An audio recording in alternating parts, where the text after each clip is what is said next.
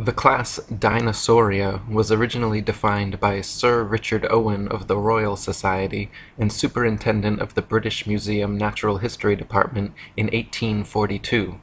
Or, in other words, the existence of dinosaurs was first speculatively hypothesized by a knighted museum head coincidentally in the mid-19th century during the heyday of evolutionism, before a single dinosaur fossil had ever been found. The Masonic media and mainstream press worldwide got to work hyping stories of these supposed long-lost animals, and then, lo and behold, 12 years later, in 1854, Ferdinand Vandiveer Hayden, during his exploration of the upper Missouri River, found proof of Owen's theory. A few unidentified teeth he mailed to leading paleontologist Joseph Leidy, who several years later declared them to be from an ancient, extinct trachodon dinosaur, which, beyond ironically, means rough tooth. Firstly, it should be needless to say that it is impossible to reconstruct an entire hypothetical ancient animal based on a few teeth. But even more importantly, it is dubious that a myriad of ancient reptile, bird, and reptile mammal transitional forms necessary for the blossoming theory of evolution would be hypothesized and then conveniently discovered by teams of evolutionist archaeologists purposely out looking to find such fossils. And it is even more dubious that such fossils have supposedly existed for millions of years, but were never found by or known to any civilization in the history of humanity until evolutionism's Masonic Renaissance in the mid-19th century. David Wozni wrote, "Why are there no discoveries by Native Americans in all the years previous when they roamed the American continents? There is no belief of dinosaurs in the Native American religion or tradition. For that matter, why were there no discoveries prior to the 19th century in any part of the world? According to the World Book Encyclopedia, before the 1800s, no one ever knew that dinosaurs existed. During the late 1800s and early 1900s, large deposits of dinosaur remains were discovered. Why has man suddenly made all these discoveries? No tribes, cultures, or countries in the world ever discovered a dinosaur bone before the mid-1800s, and then they were suddenly found all over the world in North America, South America, Europe, Asia, Africa, Argentina, Belgium, Mongolia, Tanzania, West Germany, and many other places apparently had large deposits of dinosaur fossils never before seen.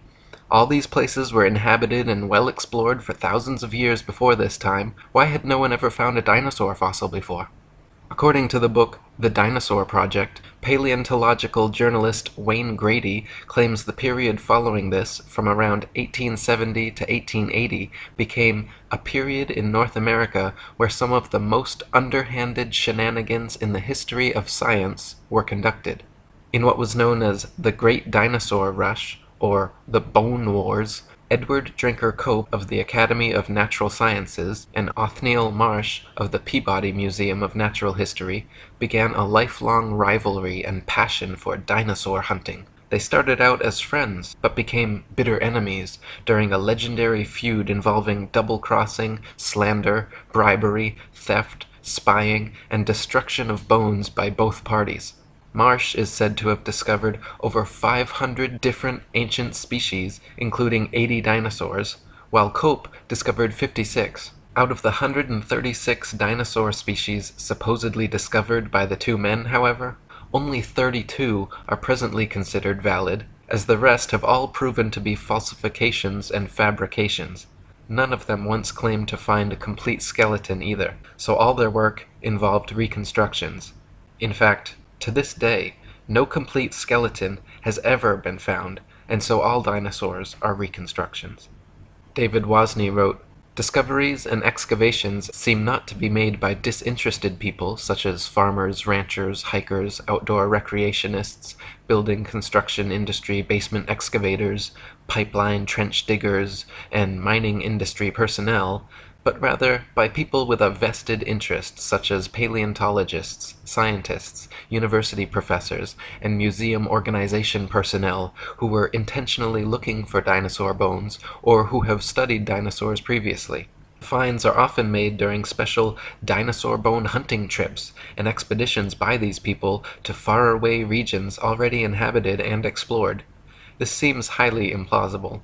More believable is the case of the discovery of the first original Dead Sea Scrolls in 1947, which were unintentionally discovered by a child and which were all published by 1955.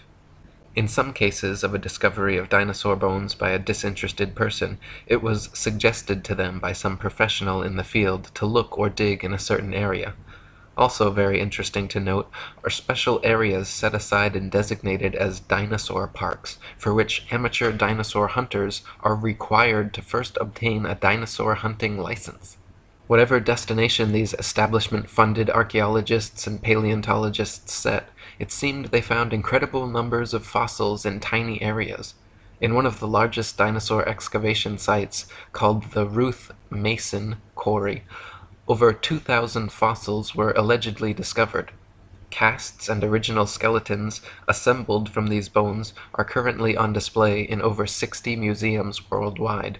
Florentino Ameghino, head of paleontology at La Plata Museum, is amazingly responsible for 6,000 fossil species supposedly discovered throughout his career, all in Argentina.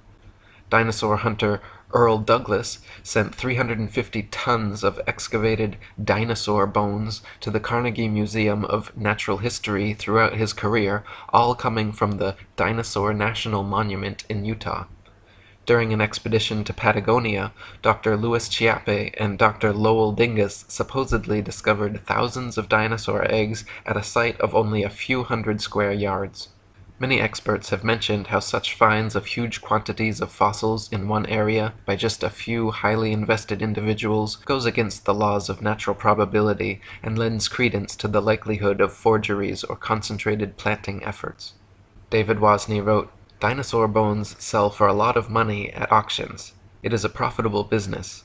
There is pressure for academics to publish papers. Museums are in the business of producing displays that are popular and appealing. Movie producers and the media need to produce material to sell to stay in business. The mainstream media loves to hype alleged dinosaur finds. Much is to be gained by converting a bland, non-dinosaur discovery of a bone of modern origin into an impressive dinosaur find, and letting artists' interpretations and imaginations take the spotlight, rather than the basic, boring, real find. There are people who desire and crave prestige, fame, and attention. There is the bandwagon effect and crowd behavior. And then there are people and entities pursuing political and religious agendas. Highly rewarding financial and economic benefits to museums, educational and research organizations, university departments of paleontology, discoverers and owners of dinosaur bones, and the book, television, movie, and media industries may cause sufficient motivations for ridiculing of open questioning and for suppression of honest investigation. The fact that T-Rex bones have sold at auctions for upward of $12 million shows how lucrative the field of dinosaur hunting can be, and it just happens to be museum officials who serendipitously seem to make the most prolific finds. The first dinosaur to ever be publicly displayed was the Hadrosaurus folci at Edward Drinker Cope's Academy of Natural Sciences in Philadelphia. The bones were co-discovered by Joseph Leidy, Cope's esteemed professor, and the man responsible for the Trachodon Toothosaurus. The original Hadrosaurus reconstruction, which is still on display today, shows a huge plaster-cast bipedal reptile standing upright, using its tail as a third leg. What few people know, however, is that no skull was ever discovered and no original bones were put in the public exhibit. David Wozni wrote, "A visual and a sculptural artist were promptly hired to invent a skull, and from the illustrations of another artist, who had depicted the iguanodon, the two artists drew the same face for the Hadrosaurus folci. The people involved could now technically defend the existence of this dinosaur if someone were to ask. The stunt worked out so well and fooled the public so thoroughly that they could later change the head of the creature without anyone noticing. To this day, Hadrosaurus folci is on display at the Academy of Natural Sciences in Philadelphia. The bones are said to be kept behind heavy closed doors, but a plaster copy is exhibited in their place. So we learn of an iguana skull being substituted for the skull of a dinosaur on display. What was the public told at the time? What are we not being told today? What we are not being told is that this is the rule and not the exception. To this day, not a single complete skeleton of any dinosaur has ever been found. All the museum displays, models, mannequins, cartoons, and movies of prehistoric monsters you have ever seen are all imaginative reconstructions based on incomplete skeletons arranged in a manner paleontologists believe to be most realistic. Furthermore, the skeletons exhibited in museums are all admittedly intricate fabrications made of plaster, fiberglass, various epoxies, and other animal bones, not original fossils. When dinosaur bones are transported and prepared, they use strips of burlap soaked in plaster to jacket over the fossils. Then, after applying a tissue separator to keep the plaster from direct contact with the bone, the soaked burlap strips are laid on until it is totally encased in a protective, mummy-like coating ready for safe transport. In an article titled, "A Fossil's Trail from Excavation to Exhibit," one insider remarked that, "Through mold making and casting, we can totally fabricate limbs, ribs, vertebrae, etc. for the missing pieces of an articulated skeletal mount." Plaster, fiberglass, and epoxies are often and commonly used. In reconstruction work on single bones, small to large cracks can be filled in with mache or plaster mixed with dextrin, a starch that imparts an adhesive quality and extra hardness to regular molding plaster. We've also had success using epoxy putties. Large missing fragments can be sculpted directly in place with these same materials. In other words, museum personnel work with plaster and other materials to transport and fabricate skeletons and missing or incomplete bones all the time. In fact, the huge dinosaur bone displays found in museums across the world are admittedly carefully prepared fakes. No independent researcher has ever examined a real dinosaur. They claim all the actual fossils are kept in high-security storage, but only a select few paleontologists are ever allowed to examine them, so the ability to ascertain their authenticity is kept from the general public. Robin Kofod wrote, "Most people believe that dinosaur skeletons displayed in museums consist of real dinosaur bones. This is not the case. The real bones are incarcerated in thick vaults to which only a select few highly placed researchers hold a key, which means that no independent researcher has ever handled a Tyrannosaurus rex bone. When people unaffiliated with the paleontological establishment attempt to gain access in order to study these dinosaur bones, they are met with refusal upon refusal. Only around 2,100 dinosaur bone sets have been discovered worldwide, and out of these, only 15 incomplete Tyrannosaurus rex bone sets have been found. These dinosaur bone sets have never formed a complete skeleton, but from these incomplete bone sets, paleontologists have constructed a hypothesis about the appearance of the whole skeleton which they have modeled in plastic. If thousands of long necks and large carnivorous reptiles had really roamed the earth, we wouldn't only have found 2,100 dinosaur bone sets, but millions of bones, with ordinary people tripping over them when digging in their vegetable patches." David Wozni wrote, "When children go to a dinosaur museum, are the displays they see displays of science or displays of art and science fiction? Are we being deceived and brainwashed at an early age into believing a dinosaur myth? Deep, probing questions need to be asked of the entire dinosaur business. There may have been an ongoing effort since the earliest dinosaur discoveries to plant, mix, and match bones of various animals such as crocodiles, alligators, iguanas, giraffes, elephants, cattle, kangaroos, ostriches, emus, dolphins, whales, rhinoceroses, etc., to construct and create a new man-made concept, prehistoric animal called the dinosaur, where bones from existing animals are not satisfactory for deception purposes.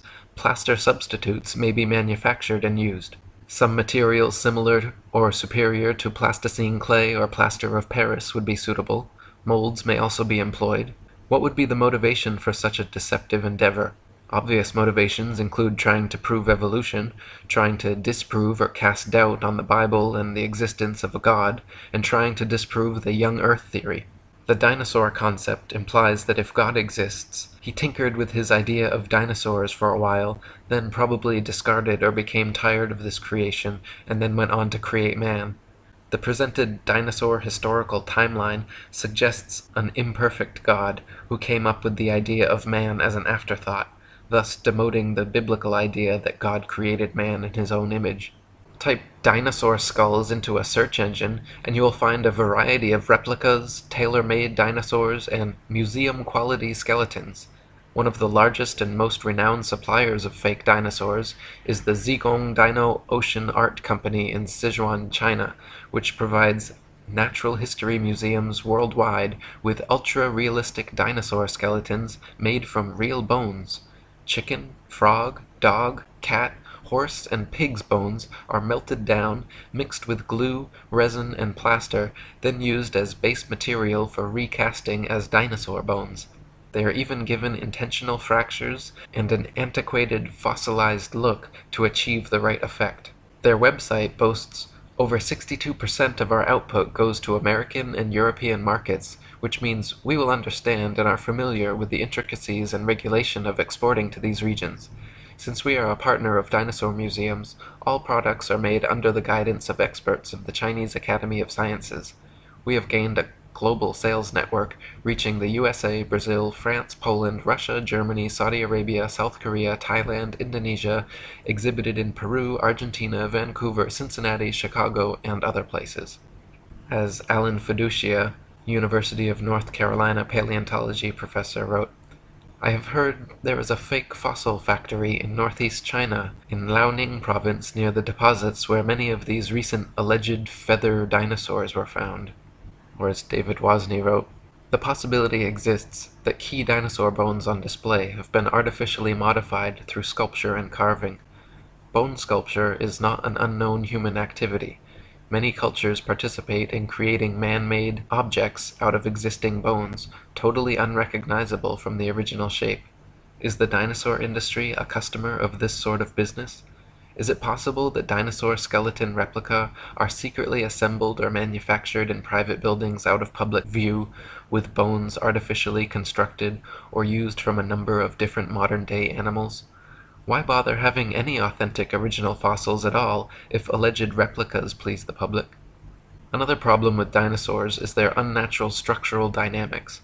Many dinosaur skeletons and reconstructions feature bipedal monsters like the T-Rex with a forward-leaning torso and head far larger and heavier than its counterbalancing tail. Many museum displays cannot even stand up under their own weight. It is highly unlikely that beasts this large and disproportionate could exist at all. The loads acting on their skeletons are so great that calculations indicate the bones of the largest dinosaurs would buckle and crack under their own immense weight. Experts have also pointed out that dinosaurs would have to have moved much slower than portrayed in movies to prevent sudden shocks to their skeletons. David Wozni wrote, this idea of slow-moving animals does not agree with the biomechanical analysis of dinosaurs, which indicate that the dinosaurs were agile, active creatures. This is the paradox between the dinosaur's size and lifestyle. Many displays and drawings of dinosaurs appear to be an absurdity, showing a two-legged animal that would be totally off balance, with the weight of head and abdomen much greater than weight of tail, which is supposed to act as a counterbalance. Is the dinosaur industry a case of science trying to meet public desires or expectations? The movie Jurassic Park is an example of showing dinosaurs much larger than any current displays in museums. After the movie came out, it is interesting to note that many articles were written asking, is this possible? I can recall a report of dinosaur DNA being discovered preserved in amber, which later turned out to be false. Robin Kofod wrote, overall, several millions of dollars have been spent promoting the existence of dinosaurs through movies, TV, magazines, and comics. The world of movies and paleontology are like Siamese twins. People's view on the existence of dinosaurs is based not on firm evidence, but on Hollywood-fixated artistic impressions. Documentaries colorfully illustrate each dinosaur's characteristics, like colors, weight, and muscle mass, but Don Lessam, advisor for Jurassic Park, admits that this is pure guesswork. Consider, for instance, the question of how much these dinosaurs weigh. Don Lessam says, scientists don't know how much dinosaurs weighed. Dinosaurs are presented to the public with colorful artistic reconstructions, drawings, models, mannequins, gigantic skeletons in museums, cartoons and movies showing these beasts in explicit detail, but the fact is, from the assigning and arrangement of bones in each species, to the impossible to discern soft tissue, skin, eyes, noses, color, hairiness, texture, etc., just like the many supposed ape-man species, all dinosaur reconstructions are 100% fictional fabrications created by invested and inventive evolutionists. They purposely present dinosaurs to children in the media to spark and bias their young imaginations toward their machinations. Cartoons like Ice Age and The Land Before Time, movies like Jurassic Park and Dinosaur Island, coloring books, dolls, plastic toys, elementary school textbooks, and huge displays in children's museums certainly have an effect on budding young minds. National Geographic and the Ice Age movies were produced by Mason Rupert Murdoch's News Corp and 20th Century Fox. The Masonic production company Universal Studios created Jurassic Park and The Land Before Time. They are owned by Comcast, whose main shareholders are Masons, J.P. Morgan, and the Rothschilds. Discovery Channel, which features many dinosaur documentaries, is also financially advised by N.M. Rothschilds and Son Limited. Former paleontology student Michael Forsell claimed on a radio interview with leading paleontologist Jack Horner that he was a total fraud, fabricating evidence and perpetuating the myth of dinosaurs. He continued on saying, "I started my career in the field of paleontology only to leave my studies once I realized the whole thing was a sham. It's nonsense. Most of the so-called skeletons in museums are actually plaster casts. They even do it openly on documentaries now, preserving the bones my ass. I struggled as a student mainly because I could not tell the difference between a fossilized egg and an ordinary rock, and of course there is no difference. I was treated like a leper when I refused to buy into their propaganda and promptly left the course. Dinosaurs never existed. The whole shebang is a freak show. They just grab a couple of old bones and form them into their latest Frankenstein's monster-like exhibit. We are all being fooled, and it's wrong, but together we can stop it." Many claim that since dinosaur fossils have been radiometrically dated to be tens of millions of years old, that their authenticity is thus proven. The fact is, however, that the methods used to date dinosaur fossils involve not measuring the actual fossils, but the rocks near where they are found. Most fossils are found near the surface of the Earth, and if a modern-day animal were to die in the area, paleontologists would be likely to date them the same age. Dr. Margaret Helder, in her book Completing the Picture, a handbook on museums and interpretive centers dealing with fossils, she writes, "Scientists used to be very impressed with the potential of radiometric for coming up with absolutely reliable ages of some kinds of rocks. They do not feel that way anymore. Having had to deal with numerous calculated dates which are too young or too old compared with what they expected, scientists now admit that the process has many more uncertainties than they ever would have supposed in the early years. The public knows almost nothing about uncertainties in the dating of rocks. The impression that most people have received is that many rocks on Earth are extremely old and that the technology exists to make accurate measurements of the ages. Scientists have become more and more aware, however, that the measurements which the machines make may tell us nothing about the actual age of the rock." One of the main reasons that evolutionists needed the existence of dinosaurs was to answer the complicated problems present in the theory of evolution, including sea-dwelling animals evolving into land dwellers, reptiles evolving wings, feathers, flying and becoming birds, as well as other reptiles evolving warm blood, live births, breasts, and becoming mammals, through their imaginary multi-million-year timeline and a variety of supposed transitional dinosaur forms. The paleontological establishment has been promoting various sea dinosaur, reptile/birds, and reptile/mammals to bridge these gaps. Many professionals and experts in the field have disputed such findings as often as they have been presented, however. Dr. Storrs Olson, a Smithsonian Institute scientist, wrote, "The idea of feathered dinosaurs and the theropod origin of birds is being actively promulgated by a cadre of zealous scientists acting in concert with certain editors at Nature and National Geographic, who themselves have become outspoken and highly biased proselytizers of the faith. Truth and careful scientific weighing of evidence have been among the first casualties in their program, which is now fast becoming one of the grander scientific hoaxes of our age. No authentic feathers have ever been found with dinosaur fossils, though a few exposed hoaxes certainly attempted to fake it. Dr. Olson called the adding of feathers to their findings hype, wishful thinking, propaganda, nonsense fantasia, and a hoax. In the 1990s, many fossils with feathers were supposedly discovered in China, suspiciously close to the Zhejiang Dino Ocean Art Company, but when examined, Dr. Timothy Rowe found the so-called Confuciusornis was an elaborate hoax. He also found the Archaeoraptor, supposedly discovered in the 90s, was composed of bones from 5 different animals. When Dr. Rowe presented his findings to National Geographic, the head scientist reportedly remarked, "Well, all of these have been fiddled with." National Geographic then proceeded with their news conferences and media stories about the Archaeoraptor fossils being genuine and having found the missing link in evolution. Robin Kofod wrote, "In 1999, National Geographic magazine was busted when they presented in a colorful and fancily presented article the missing link, an Archaeoraptor dinosaur, which was supposed to support the basic tenet of evolutionary theory that dinosaurs had slowly developed over millions of years. Their proof consisted of a fossil where carefully arranged bone imprints gave the impression of a creature half dinosaur and half bird. The scam was discovered during a CT scan which uncovered unnatural bone links. National Geographic magazine was later forced to admit, when pressured, that the fossil was man-made." Paleontologists claim that Archaeopteryx is another transitional form of bird evolved from dinosaurs, but this theory falls on its face against overwhelming evidence to the contrary. Other species like Confuciusornis, Launingornis, and Eolalavis have all been found to be contemporary with the Archaeopteryx and are indistinguishable from present-day birds. Alan Fiducia from University of North Carolina, one of the most famous ornithologists in the world, stated, "I've studied bird skulls for 25 years, and I don't see any similarities whatsoever. I just don't see it.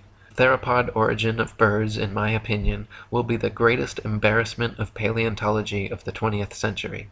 Larry Martin from the University of Kansas, a paleoornithologist, says, "To tell you the truth, if I had to support the dinosaur origin of birds with those characters, I'd be embarrassed every time I had to get up and talk about it." Even if dinosaurs did evolve into birds to fill their evolution gap, it does not explain how something like the common housefly could have evolved. Flies flap their wings simultaneously 500 times per second. Even the slightest dissonance in vibration would cause them to lose balance and fall. But this never happens. How could they evolve such an amazing and specialized ability? Why were dinosaurs never discovered before the evolutionist renaissance in the mid-19th century? Why do paleontologists think they can reconstruct an entire species of ancient animal from a few teeth?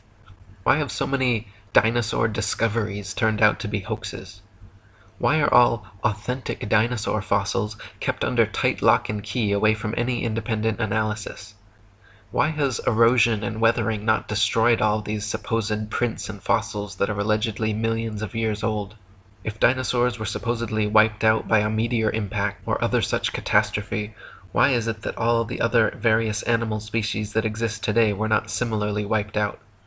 There are many more questions which need to be answered before anyone in their right mind should consider the existence of dinosaurs anything but a convenient evolutionist myth. Robin Kofod wrote, "The paleontological establishment can control which hypotheses will be constructed through textbooks and the curriculum.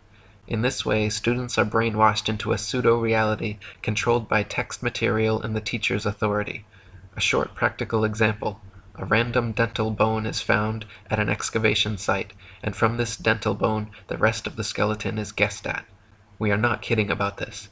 The entire dinosaurian field of the paleontological program is a sham."